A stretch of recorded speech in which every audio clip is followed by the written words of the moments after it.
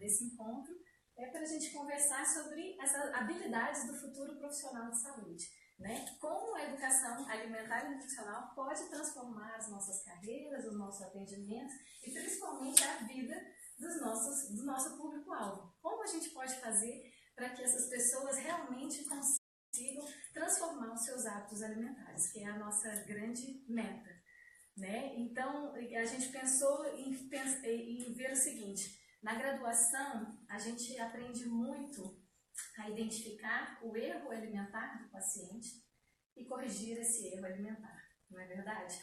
É uma coisa que vem muito claro, né, eu imagino.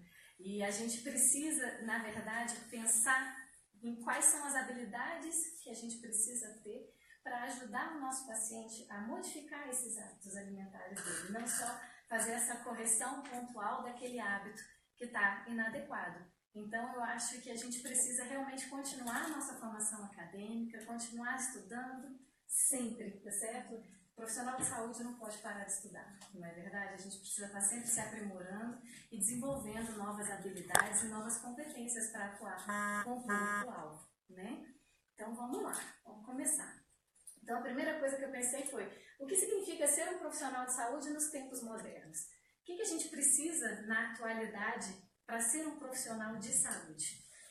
A gente precisa pensar no nosso público-alvo do jeito que ele está inserido na vida dele. E não só pensar em tirar esse público-alvo da vida dele, colocar no nosso consultório, colocar na nossa escola, ou colocar na nossa UAN, que a gente também pode fazer educação alimentar nacional com os funcionários da UAN, não é verdade?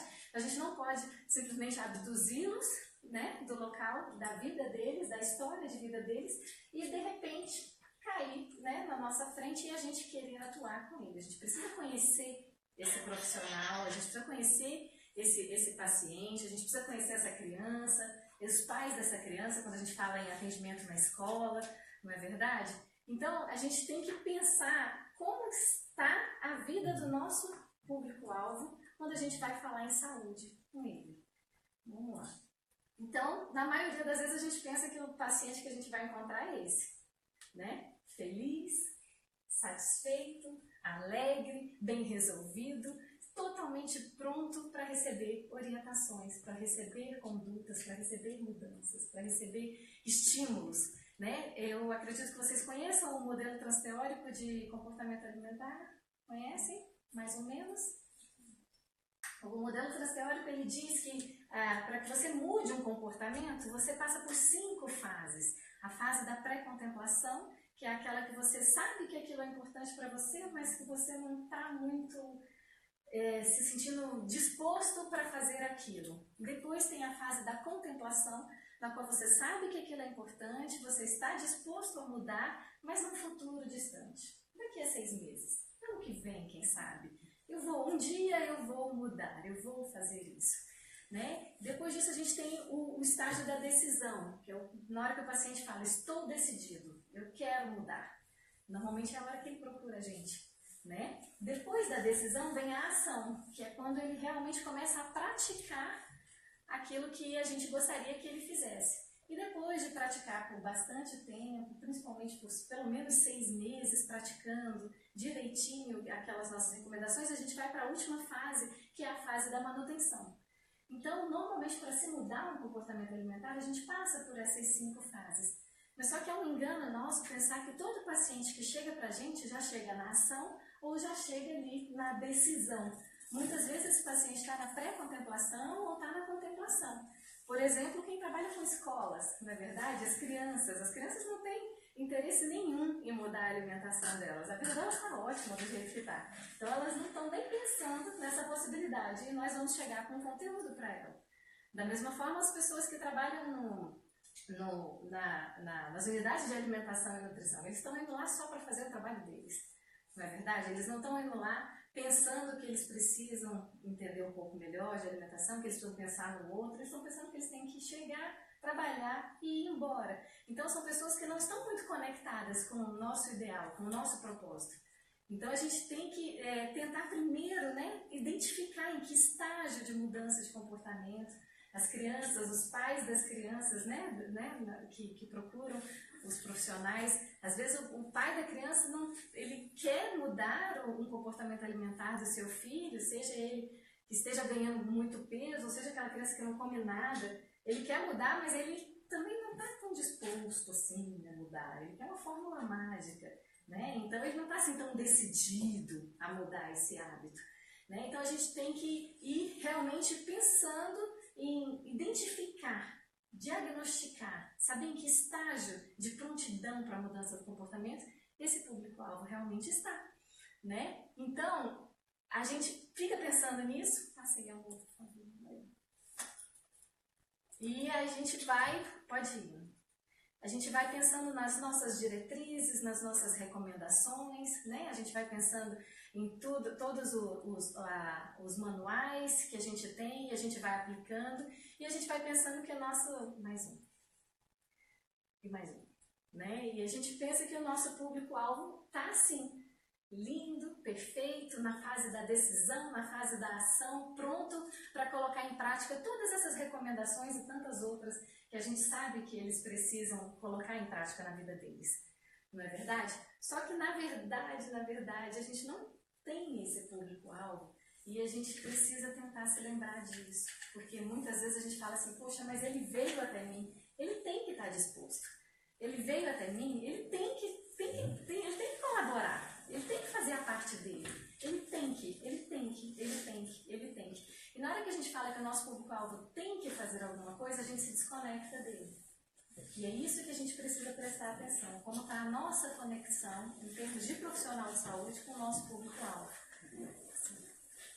Eu acho, gente, que o nosso público-alvo está mais parecido com isso aqui, né? Se foi uma exposição do CCBB, eu não sei se alguém foi e viu essa exposição, né? Que eu achei, assim, muito interessante. Esse é o público-alvo dos tempos modernos que procura a nossa ajuda. E a gente esquece que eles estão passando por tudo isso? A gente passa por cima? A gente acha que a mudança na alimentação é mais importante do que qualquer outra mudança que ele tenha que fazer? Que ele precisa colocar isso como prioridade na vida dele? Ele tem que fazer, de qualquer forma, mudanças em toda a sua estrutura, em toda a sua rotina, em toda a sua dinâmica, em todos os seus relacionamentos, para que a gente consiga viabilizar as recomendações nutricionais para esse público-alvo? Então, a gente não pode, né, se esquecer disso. A gente tem que olhar e olhar de novo. E se desvendar, tirar o nosso olhar que quer que o paciente melhore, que quer que o paciente cumpra, que quer que o paciente faça tudo o que a gente gostaria que ele fizesse, na velocidade que a gente gostaria. Então, toda vez que a gente impõe um ritmo, a gente se desconecta. E eu vou falar muito aqui de conexão, tá certo? Porque a conexão é o que move a mudança. A gente precisa se conectar com o nosso público-alvo. E toda vez que a gente não compreende, não entende, não valida os sentimentos e as angústias daquela pessoa, a gente se desconecta dela e ela se afasta da gente, que é o que vai acontecendo, né? Então esse paciente, além de tudo isso, ele vem regado de um monte de problemas de saúde, não é verdade? Eu estou pensando aqui agora, né, no pessoal que trabalha na unidade de alimentação e nutrição. Eles são também altamente estressados, muitos deles não têm como fazer atividade física, tem muita cobrança, trabalham horas e horas e horas em pé, então existe um desgaste físico muito grande para esse público, não é verdade? E ainda vem um nutricionista querendo que ele faça algumas mudanças. Como é que ele vai encarar tudo isso? Né? E as crianças não vão ter, a maioria delas não tem hoje. O que eu tenho visto muito são crianças com excesso de peso e com resistência à ação da insulina, né? Então é um quadro que eu tenho visto muito no consultório. E as crianças de escola às vezes não têm tudo isso, mas têm hábitos alimentares muito inadequados e não estão também muito interessadas na mudança, né? E aí nós vamos de novo, por favor. Eu esqueci dessa parte, né? Que além de tudo isso, ele tem uma paixão incondicional, uma paixão pela comida, não é verdade? Ele vem completamente apaixonado pela alimentação, pela comida, pelos pratos prediletos. E as crianças hoje em dia, com esse apelo da mídia, né, com esse excesso de propagandas, elas também ficam completamente apaixonadas por comidas, por rótulos, por embalagens, por alimentos específicos, né? E aí a gente vem com as nossas orientações, pode ir passando aí. E a gente vai sufocando ainda mais o nosso público-alvo. E aí eu me pergunto, né? Qual é o nosso papel? Pode ir mais um? Deixa aí. Isso. Qual é o nosso papel? É sufocar, sobrecarregar ainda mais o nosso público-alvo, dizendo para eles que eles têm que fazer mais um monte de coisas e que eles têm que ter mais um monte de obrigações e mais um monte de rotinas e mais um monte de exigências que eles precisam cumprir na vida deles? Aí a gente quebra, a gente faz essa desconexão de novo, a gente faz esse paciente pensar que é impossível, que é difícil demais, que esse negócio de ser saudável é para outras pessoas e não para ele. Não é verdade? Então a gente precisa entender que esse paciente ele acaba fugindo da gente. Ele desaparece, né? Ele foge. E quando ele foge, a gente não está contribuindo como profissionais de saúde para a melhoria da qualidade de vida da população. E aqui eu vou falar da população brasileira, né? Então, se a gente pensar principalmente, né, no maior mal que a gente tem hoje nutricional, que é a obesidade, o excesso de peso, a gente vem só crescendo, né? Segundo os últimos dados, parece que a gente deu uma estacionada, né, na nossa prevalência de obesidade. Mas nas últimas décadas, esse excesso de peso só cresce, cresce, cresce. E se a gente for parar para pensar em números de profissionais de saúde, o número de profissionais de saúde também só cresce, cresce, cresce, cresce. Onde é que estão esses profissionais de saúde que não estão conseguindo combater isso? Né? Eu sei dado da nutrição, são em média 7.000 nutricionistas registrados por ano no nosso país. 7.000 novos nutricionistas por ano registrados no nosso país. E as taxas de sobrepeso e obesidade continuam crescendo, continuam crescendo, continuam crescendo. Então, o que a gente tem visto muito hoje em dia são mudanças pontuais, mudanças pequenas. As pessoas se desdobram, fazem das tripas coração, mudam a sua rotina, mudam o seu estilo de vida, fazem esforços e sacrifício por 2, 3, 4 meses, no máximo 6. Depois elas desistem. Elas falam, cara, isso não é pra mim. Eu não dou conta disso. Desisto. E volta a ganhar peso tudo de novo. E a gente vai nesse efeito, sanfona. Aumenta, abaixa, aumenta, abaixa. E a gente está realmente contribuindo como profissional de saúde para a saúde e qualidade de vida dessas pessoas, impondo as nossas metas, querendo que a gente consiga cumprir aquilo que está nas recomendações, aquilo que está nos livros, aquilo que a gente foi treinado para fazer, né? E eu entendo, nós fomos treinados para fazer as pessoas melhorarem, mas às vezes a gente foi treinado para fazer as pessoas melhorarem num ritmo rápido demais, numa velocidade rápida demais, e o nosso público-alvo não está pronto, não consegue trabalhar isso direito, né? Então, eu trouxe aqui para vocês um exemplo do que pode acontecer, né, com relação a um paciente que procura o nosso apoio, procura a nossa orientação, e a gente fala todas aquelas recomendações, a gente identifica os problemas alimentares deles e faz as nossas orientações. E entrega várias metas para aquele paciente, para aquela mãe, para aquela pessoa.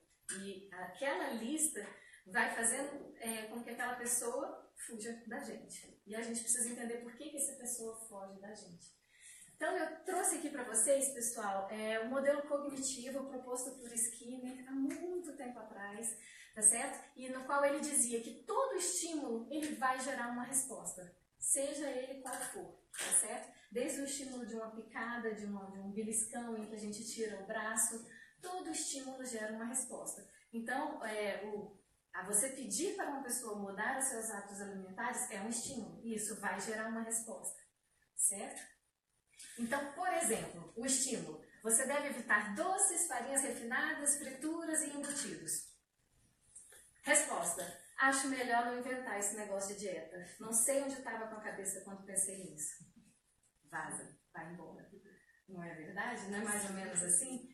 Né? Então, nós precisamos entender. Então, indo além, alguém quer falar alguma coisa? Então, a gente pode conversar à vontade, tá bom? Fiquem à vontade para levantar a mão e falar o que vocês quiserem. Então, esse modelo cognitivo ele foi sendo melhorado com o passar do tempo. E aí a gente tem agora a Bandura, que traz uma visão a mais nesse processo, que é a análise do comportamento. Então eu vou determinar quais são as características e dimensões daquele comportamento. O comportamento é, acho melhor não inventar esse negócio, não sei onde estava com a cabeça, o meu comportamento é fuga, é fugir, eu não quero mais isso.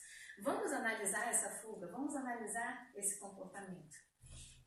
E aí chega esse incremento no modelo cognitivo. Então todo estímulo, antes de dar uma resposta, ele passa por um processo de interpretação, um processo mental. Ele vai para o nosso cérebro e o nosso cérebro interpreta. Interpreta baseado em quê? Nas nossas experiências prévias, interpreta baseado nas nossas crenças, interpreta baseado em sentimentos, emoções vivenciadas ao longo da vida. Ele interpreta baseado na nossa história, nos nossos conhecimentos todos. E aí eu vou trazer para vocês um exemplo que são as crenças alimentares. Nós temos crenças alimentares que vão reforçar comportamentos que a gente gostaria que não acontecesse. Então, essa crença, principalmente, é o valor da comida no cotidiano. Então, um exemplo, né, gente? Vou fazer um recorte aqui para um exemplo. As pessoas dão muito valor para a comida no seu cotidiano, não é verdade? Com exceção das crianças que têm dificuldades para se alimentar, que tem toda aquela restrição, elas não valorizam tanto assim a alimentação. Mas de uma forma geral, as pessoas têm um valor da comida muito grande. É muito importante o momento da comida. As pessoas programam, planejam, escolhem lugares. Quando pensam em viagens, já decidem quais são os restaurantes, quais são os pratos, onde é que a gente vai passar, o que a gente vai fazer, porque comida tem muito valor para a gente. Não é isso? Então, Costel, ele trouxe essa divisão, que o valor da comida, ele tem um caráter afetivo, ele pode ter um caráter cognitivo e ele pode ter um caráter comportamental. Então, a gente precisa compreender e ir entendendo o nosso público-alvo, certo? Em relação a isso. Então, vamos lá. Caráter cognitivo. Então, caráter afetivo. Vamos começar por ele. Então, a gente tem respostas positivas. Então, quando eu como um petit gâteau, eu sinto uma sensação maravilhosa de bem-estar, de aconchego, de prazer. Não é verdade? E aquele estímulo, aquela resposta positiva me impulsiona a fazer de novo aquela ação. E eu vou, aos poucos, fazendo associações no meu cérebro com relação àquilo. Cognitivo. Qual é o valor da comida em relação a conhecimento, em relação a opinião? Eu conheço os aspectos sensoriais daquele alimento, eu sei quais são as características daquele alimento. Então, hoje em dia, a mídia nos bombardeia muito com a questão dos superalimentos, não é verdade? Esse aqui é um superalimento, eu conheço esse alimento, eu sei, né? Qual é a opinião das pessoas em relação àquele alimento? Então, por exemplo, uma opinião negativa, lá vem você com esse papo de comer saudável. Para com isso, que chata que você é com essa história de só querer comer saudável, não é verdade? E a parte comportamental, o que a gente tem aí? Disposição para agir. Então, qual é a minha energia para mudar aquele comportamento em relação ao valor que eu já dou para aquela comida, naquele dia, naquele momento, naquela ocasião. Então, afetivo, alegria, amor, autocuidado. Quem aqui nunca disse a frase eu mereço? Em relação a uma comida, a um hábito alimentar, não é verdade? Poxa, o meu dia hoje foi punk, eu mereço. A minha semana foi punk, o meu semestre foi punk, não sei. A minha manhã foi difícil. Não é verdade? E se a gente diz, por que o nosso público-alvo não vai dizer também? Né? Então, ela acaba se permitindo alimentos que não fazem bem para a sua saúde, para a sua qualidade de vida, porque ela tem um entendimento que ela está se cuidando. E se a gente parar para pensar, ela também não está se cuidando? Ela não está também cuidando de um lado afetivo dela? Então, antes da gente falar, olha, está errado, você não pode fazer isso, você não pode dizer eu mereço. Antes de dizer, você não deve dizer eu mereço, isso não é legal para você, vamos empatizar, vamos nos conectar com esse paciente, Vamos olhar para ele e sentir o que ele está sentindo naquele momento. Vamos compreender qual é a função e qual é o símbolo desse alimento naquela hora, naquele momento da vida dele. Porque quando a gente compreende, quando a gente sai da nossa casinha e vai para a casinha do nosso público-alvo, a gente consegue entender melhor. E aí, se a gente pensa numa criança que adora comer biscoito recheado, que adora comer industrializados, adora comer um monte de coisa, e você fala para ele não coma mais, como que ele vai se sentir? A gente precisa se despir da nossa postura e chegar nessa criança. E chegar e conseguir compreender. Se eu tivesse 5 anos e não entendesse muito bem das coisas e alguém dissesse para eu não comer, como eu reagiria? E a gente começa a validar e sentir que é legítimo o pensamento e o sentimento daquela pessoa com relação àquilo. E a gente começa a se conectar. A gente começa a sentir a dor daquela pessoa. Aí sim cresce em nós um desejo genuíno de melhorar aquele sofrimento. De fazer algo que seja possível para trocar aquele sofrimento daquela criança ou do idoso, né? Nossa, como a comida representa, né, para o idoso. Mas aí eu trouxe algumas frasezinhas que eu costumo ouvir, né, no meu consultório. Comer me faz tão feliz como para me fazer carinho. As pessoas me amam me dando essas comidas. Quantas vezes a gente não vê as pessoas presenteando outras pessoas com comida? Cônjuges, mães, avós, não é verdade? Presenteando com o alimento, presenteando com a comida. E a gente vai dizer que isso não é justo, que isso não é válido, que isso não procede, que não é bem assim, que a gente precisa rever tudo isso, né? Então, vamos lá, eu vou chegar num raciocínio mais pra frente com vocês. Na parte cognitiva, o alimento como prazer, o alimento como recompensa, o alimento como despesa, o alimento como socialização, né? Então, é gostoso demais comer. Vocês já ouviram isso? Não, doutora, mas é porque o negócio você não está entendendo. É porque eu gosto demais de comer. É porque é muito gostoso. E ele pensa que só para ele é gostoso comer. Para nós também, não é? Por que a gente não fala? É verdade, é gostoso pra caramba, né? Qual é o seu alimento preferido? Conta pra mim, eu vou te contar o meu. Aí quando eu falo pras crianças, eu atendo muita criança, quando eu falo pras crianças que eu adoro churros, elas vão lá no céu e voltam. Caramba, ela me entende, ela gosta de churros. Eu me conecto com ela, começa a fazer sentido pra ela tudo aquilo. Comida saudável é cara. As pessoas não têm esse entendimento, não têm essa percepção. Então a gente precisa chegar, entrar na vida daquela pessoa, compreender o que ela está dizendo e tentar, da ótica dela, de ver o mundo, de ver as despesas. Por exemplo, tem pessoas que dizem que comer saudável é caro, mas elas pagam R$80 para ir para uma sessão de cinema naquela sala Platinum, naquela coisa maravilhosa, com aquele pacote de filme. E isso não é caro. Isso não é caro, mas comprar um alimento saudável é caro pra caramba. Então a gente, né, se a gente desce do nosso patamar, vai lá e começa a compreender quais são os pesos e quais são as medidas desse público-alvo, a gente tem mais chance de ajudar, de dar a mão e de falar, vamos juntos nessa.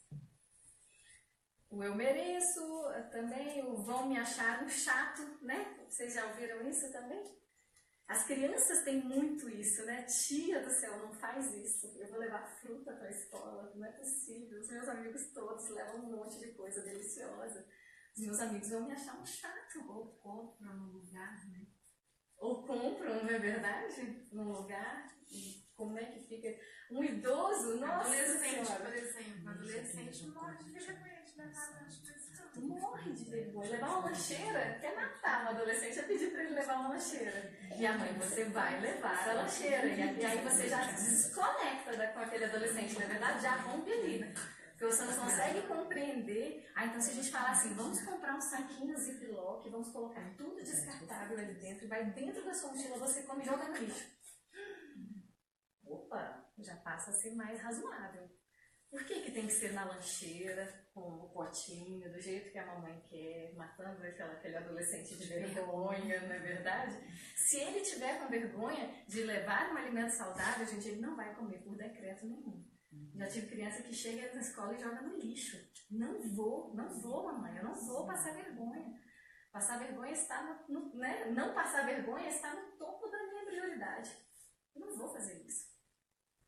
Um idoso, né? Ah, meu Deus, vai começar a comer saudável, tanto que ele vai ouvir dos outros idosos, tanto que ele vai ouvir das pessoas, né? E a gente tem que ir se conectando com isso, tem que ir se abrindo para sentir a dor do nosso público-alvo em transformar a alimentação deles. Não é fácil, gente.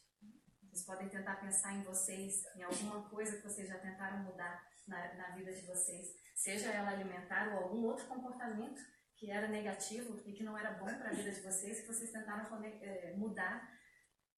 Tentem se lembrar da dificuldade que foi para vocês mudarem alguma coisa de vocês, que vocês vão conseguir acessar melhor como é difícil. Porque às vezes tem coisas que são muito fáceis para mim mudar, então eu ridicularizo. Ah, não, mas isso é fácil demais. Peraí. Você não está entendendo? Essa mudança é muito simples. Essa daqui não, essa daqui é mais difícil. E a gente põe o nosso valor, a gente põe a nossa escala de valor, nosso julgamento. Ah, essa mudança é difícil, essa é fácil. Essa é fácil, você não pode reclamar, tá bom? Essa é fácil demais. Essa você não tem direito de reclamar. Por que não perguntar para o nosso público-alvo qual seria a estratégia mais fácil para ele de começar a mudança? Porque nós precisamos dizer o que ele precisa mudar. Quem de vocês acredita que a população brasileira hoje não sabe o que é uma alimentação saudável?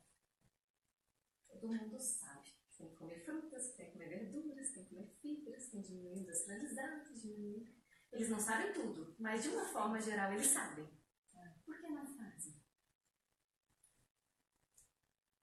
Por que precisam pagar uma consulta para ouvir isso de alguém? Isso eu já sei, que eu tenho que comer mais fruta, eu já sei. Que eu tenho que retirar essas coisas da vida do meu filho, eu já sei. Isso eu não preciso mais.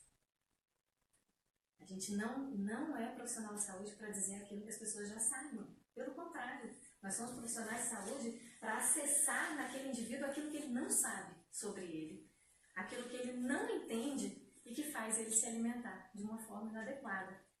Para que a gente possa ir lá, descer no nível, lá no buraquinho onde ele está, lá no meio da caverna, com medo, sozinho, triste, se sentindo incompreendido. Nós temos que pegar uma escada e ir lá, sentar com ele, para trazer ele. E não ficar lá de cima, olha, é muito fácil, cara.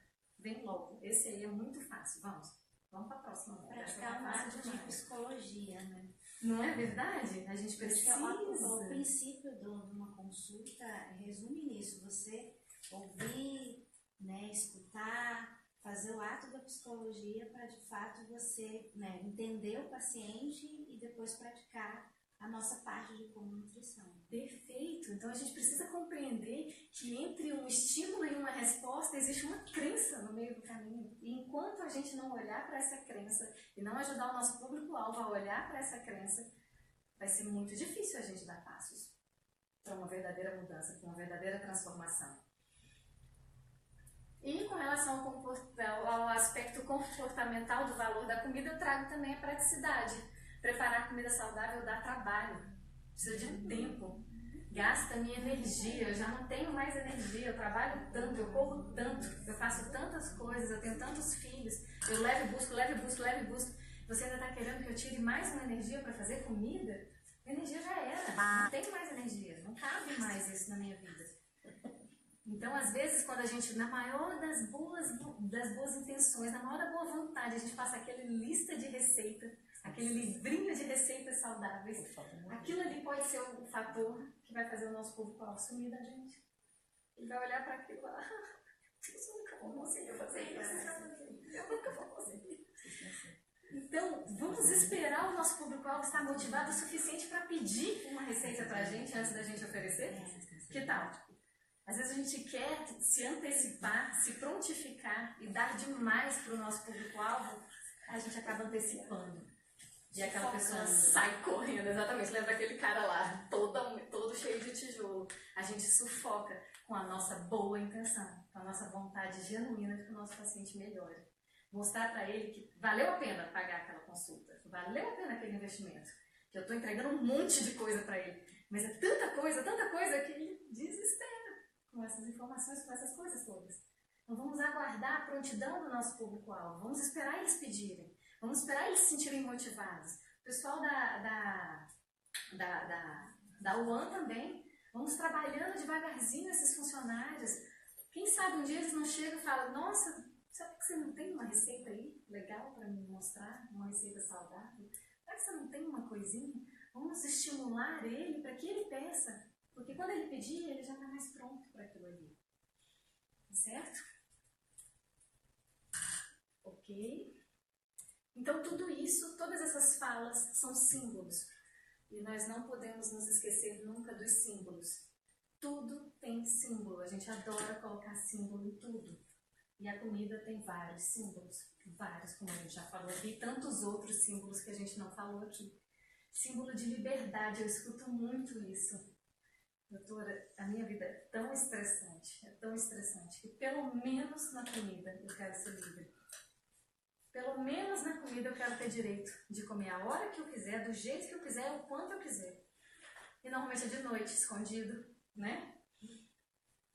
As crianças também acabam, né? Seus pais sufocam demais aquela criança, que a mãe começa a falar, nossa, comecei a encontrar balinha nos bolsos, comecei a encontrar papel de balinha, e eles são tão ingênuos, né? Colocam embaixo do travesseiro um papel de balinha, o papel das coisas, embaixo da cama, né? E eles vão porque eles estão desesperados, porque eles foram sufocados, porque de repente não pode mais nada. E aí a gente escuta, quando tem uma festinha de aniversário na escola, a professora falando, nossa, o seu filho comeu loucamente, ele nem brincou na festa, ele só ficou na mesa dos doces, comendo. O que está acontecendo? O que essa criança está dizendo pra gente?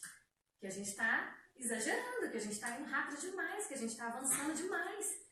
E ela está sofrendo, né? E ela está perdendo o controle em outros momentos. Então, a gente tem que tentar entender os símbolos. Perguntem o público-alvo de vocês o que simboliza aquela comida naquela hora.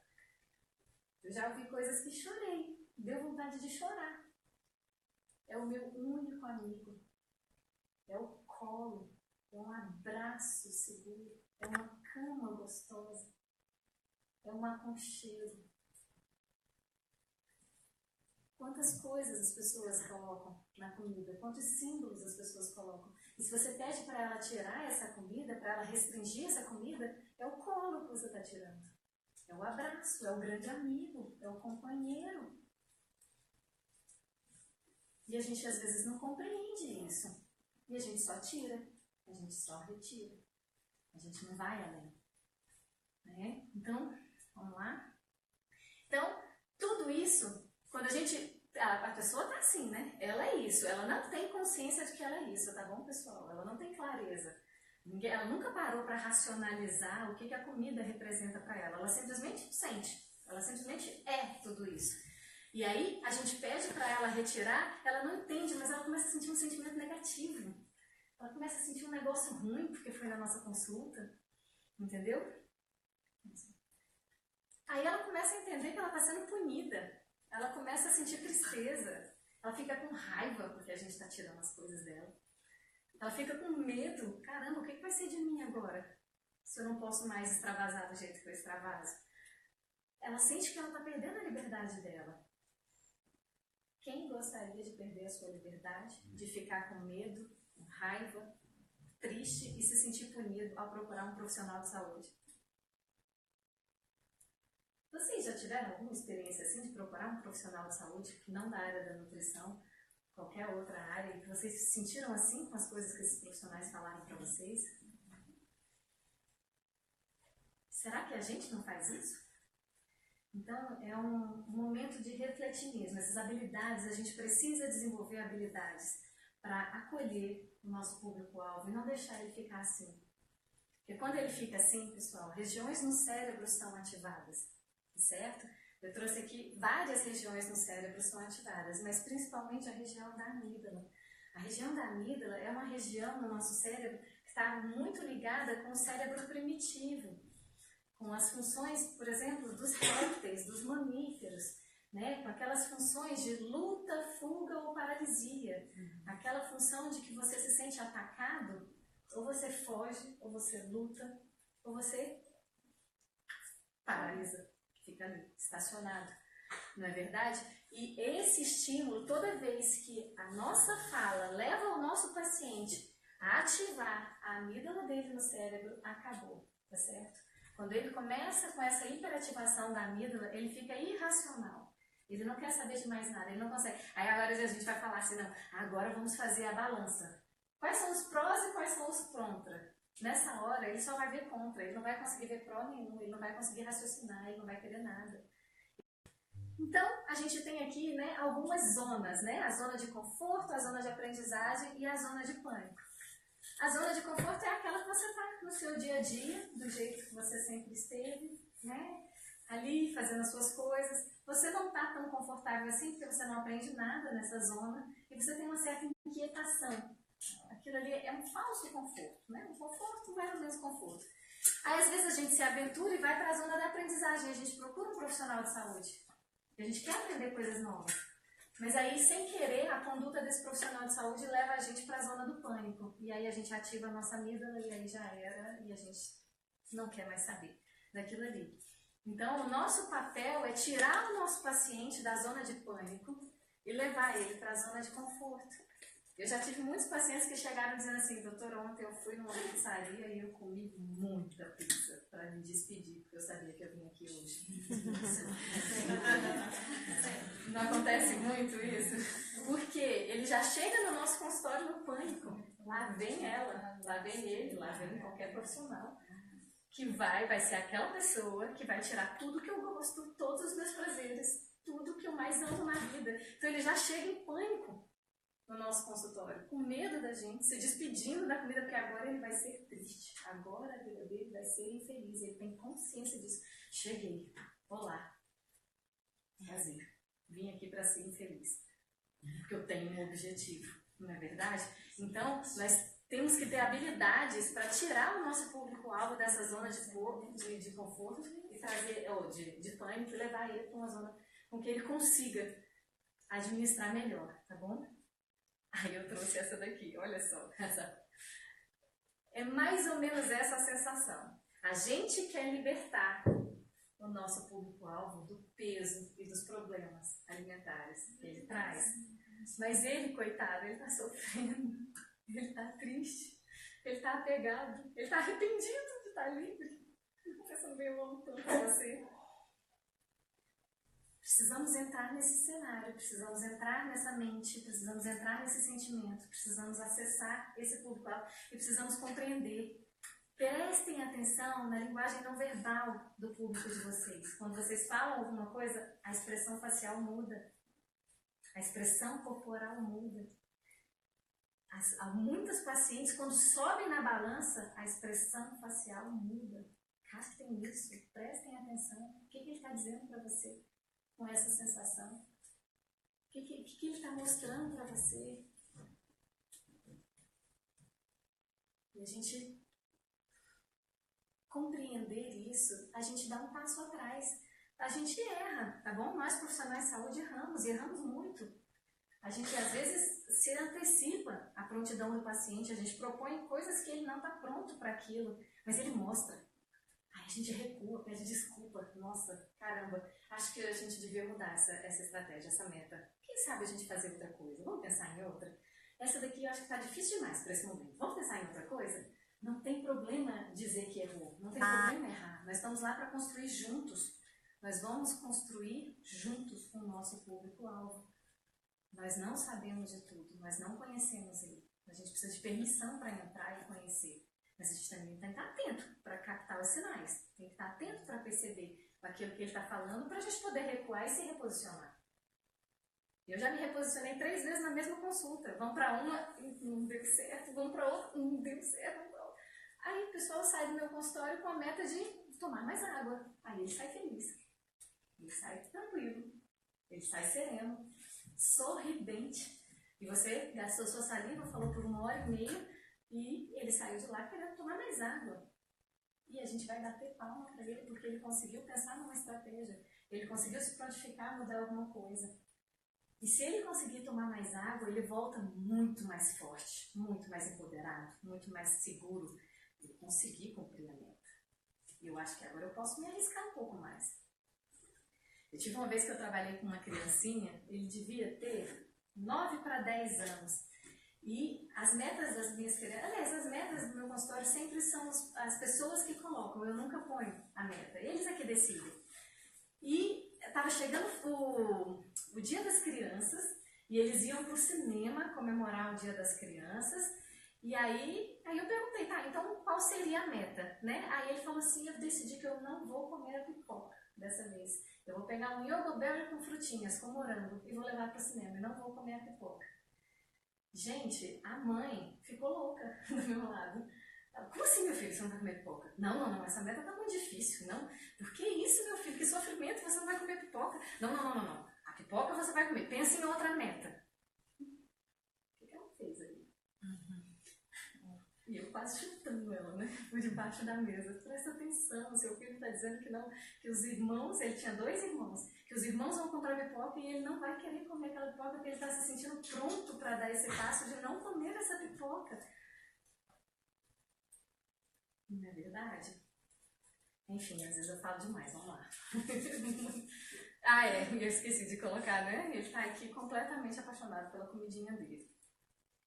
Nossa, essa ficou horrorosa. Mas o que eu quis trazer? Eu quis trazer uma brincadeira pensando na mitologia, tá certo?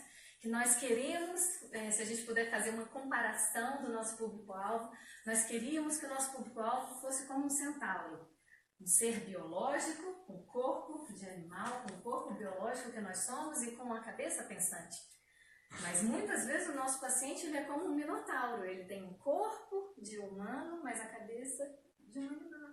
Uma cabeça que só reage a instintos, que só quer ser feliz, que só quer ter prazer, que só quer ter uma vida boa, que não quer mais nada. Então, nós precisamos transformar, né? E não sei se vocês conhecem esses 2 elementos na mitologia. O centauro, ele é um líder, ele é livre, ele treina os heróis, os semideuses para as guerras.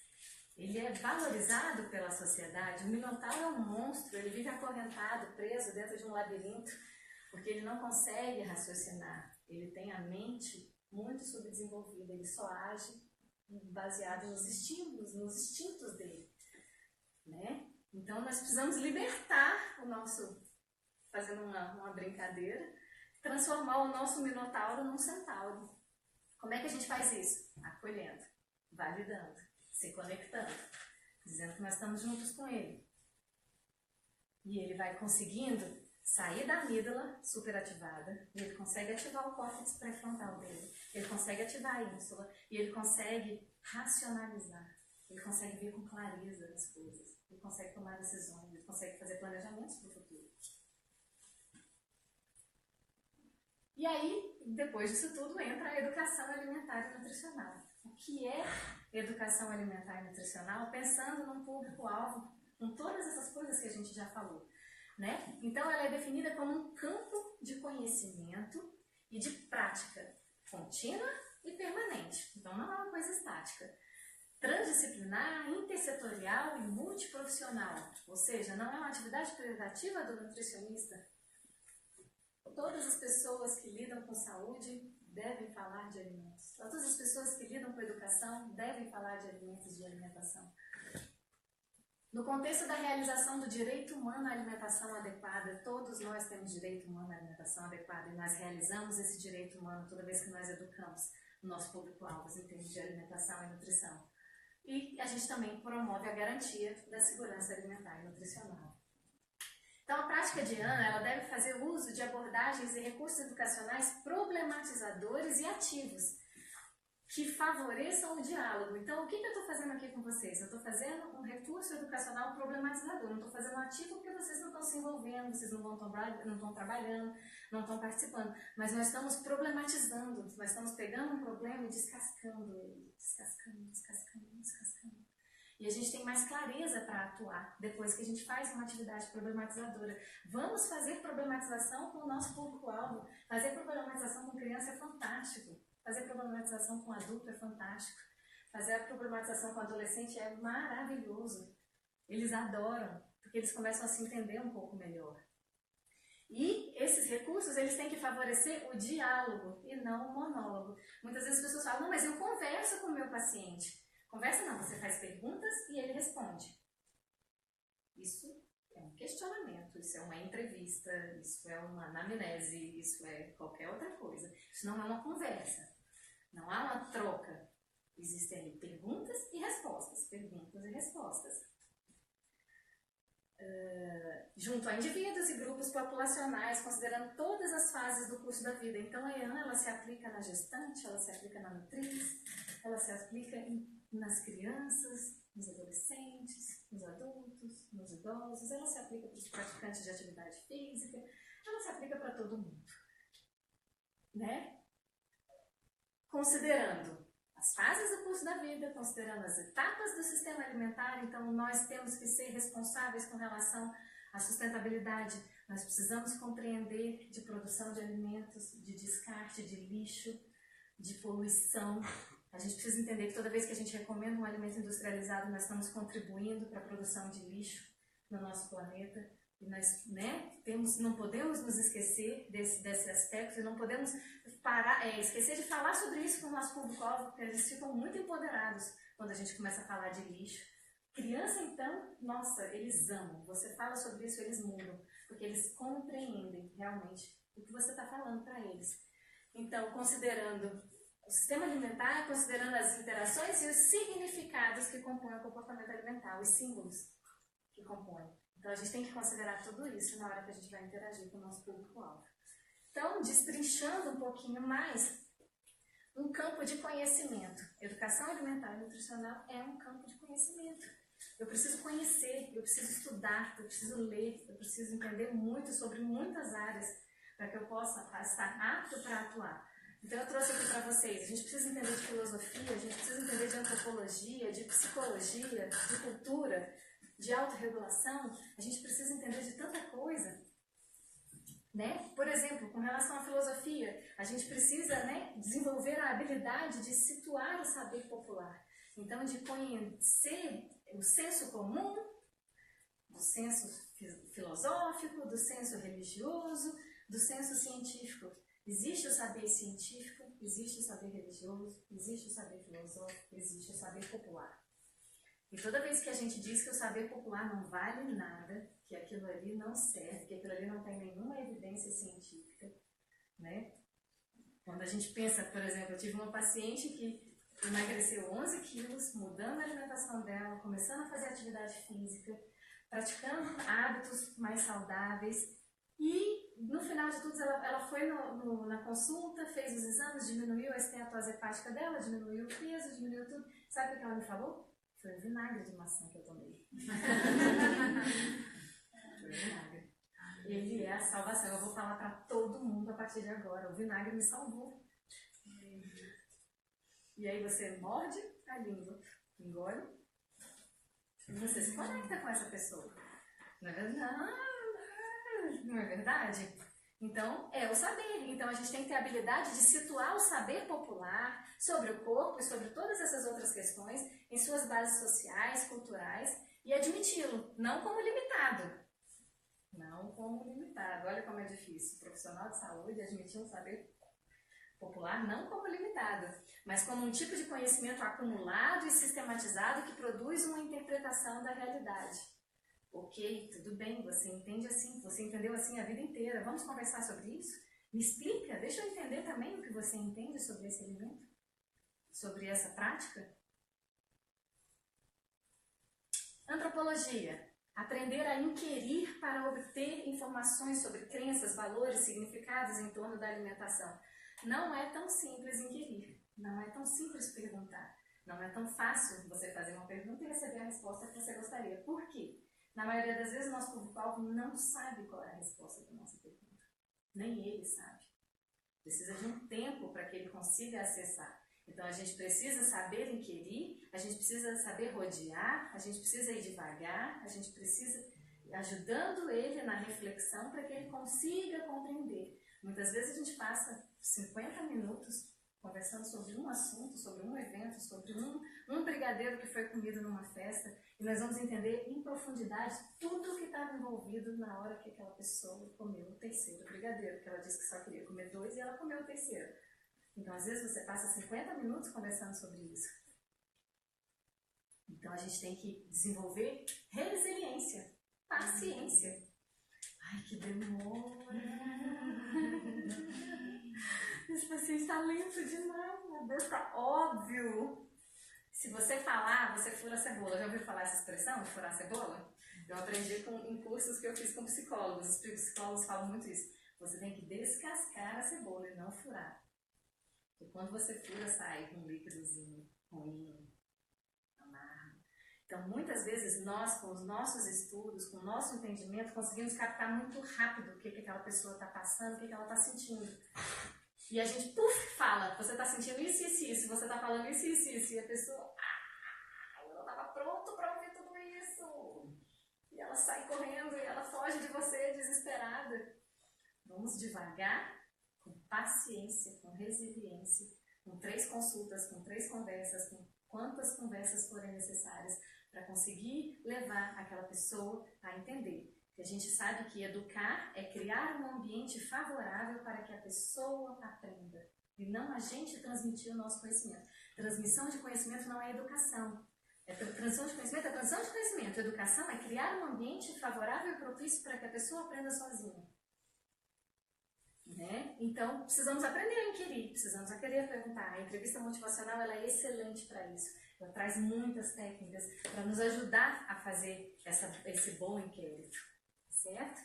Psicologia. A gente tem que aprender a classificar os erros cognitivos, aquelas crenças alimentares, a gente precisa aprender a entender aquilo ali.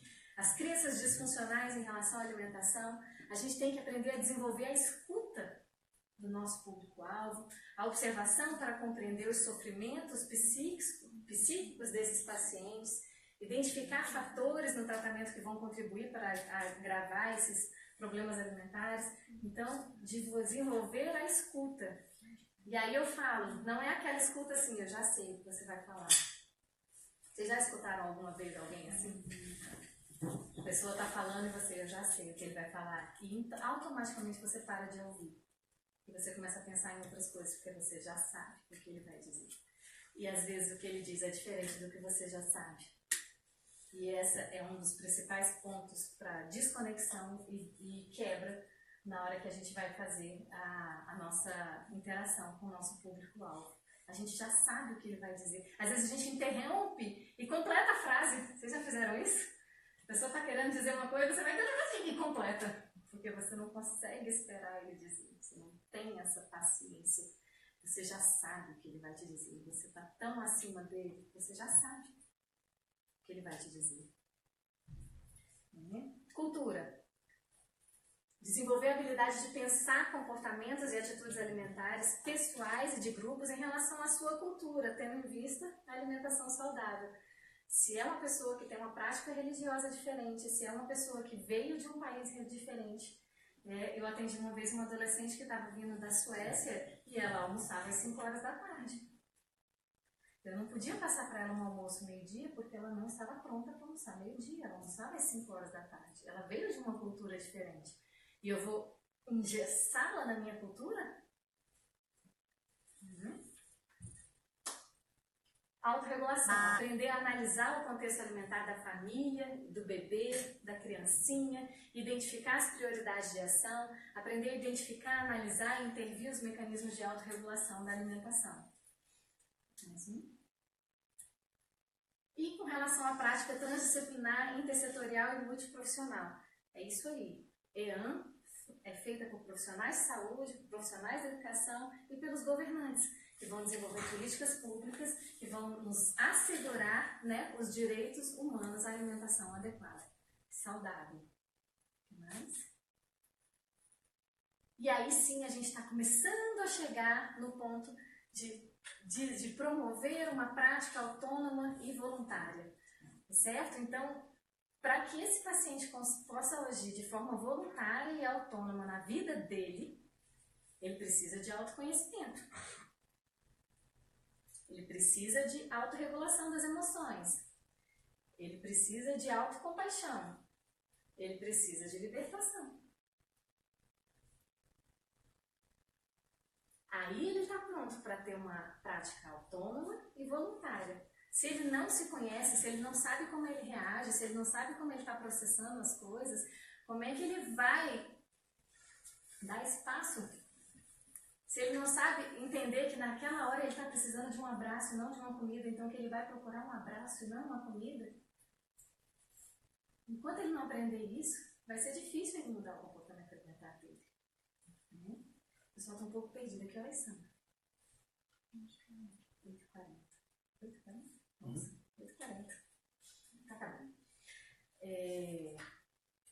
Autocompaixão. Por que vocês acham que a pessoa precisa ter autocompaixão? Faz sentido um paciente ter autocompaixão? Então. Por quê? O que vocês pensam sobre isso? Fala pra mim. Ela não se punir. Quando? Quando ela quiser comer, por exemplo, né? Porque uma das coisas que mais acontece é a pessoa se punir.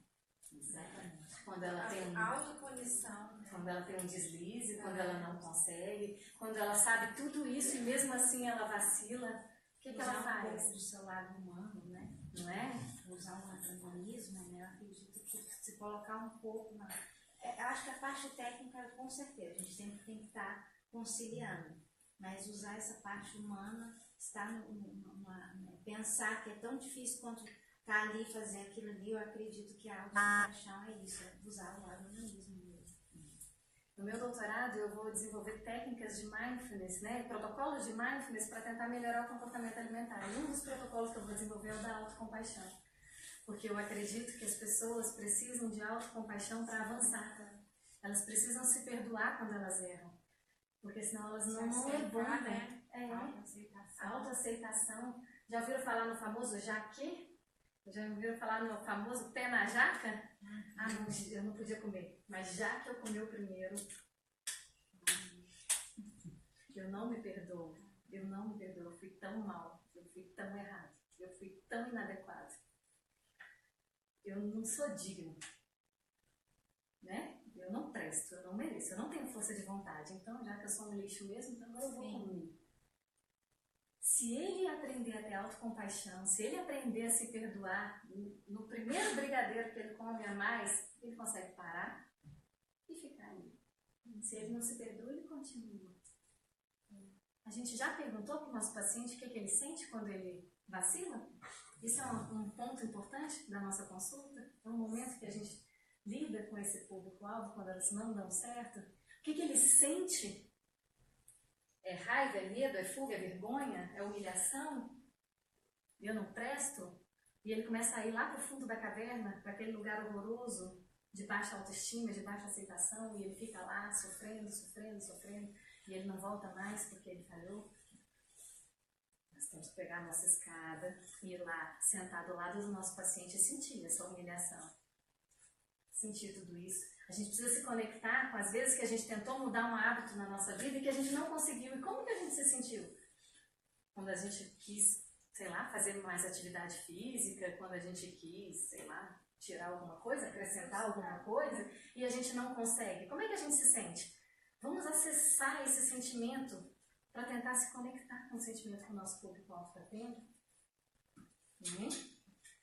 E libertação. Então, quando ele consegue se libertar da prisão que é essa prática alimentar inadequada, a maioria dos meus pacientes fala para mim que eles são livres.